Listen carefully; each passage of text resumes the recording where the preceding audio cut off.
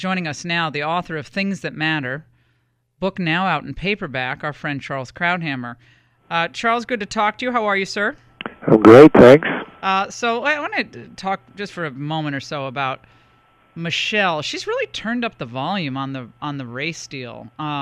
It's pronounced now. It's not just one speech. There are several speeches that she's given. What is your reaction to that comment we just played?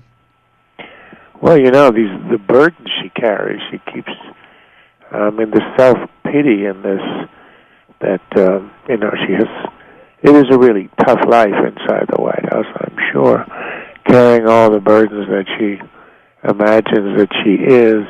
I think what's happening is what's happening to her husband. They are nearing the finish line. They no longer have to worry about any elections, either for themselves or midterm for the Democratic Party.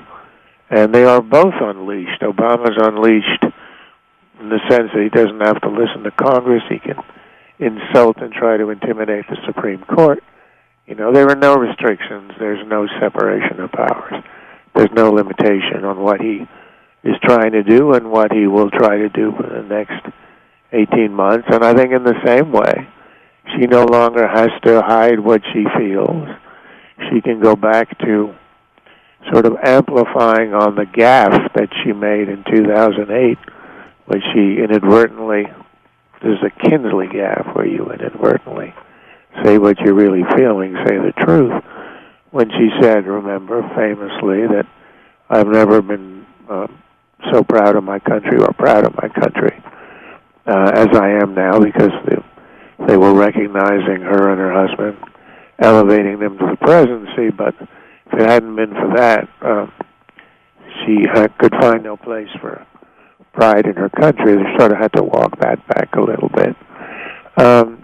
That's where she is, and now she's unburdening herself, I guess. It's free. She's free. She's free to say things in a much more specific and right. You don't have passionate no way. sugarcoating. I don't see her in the vegetable garden very much. The garden.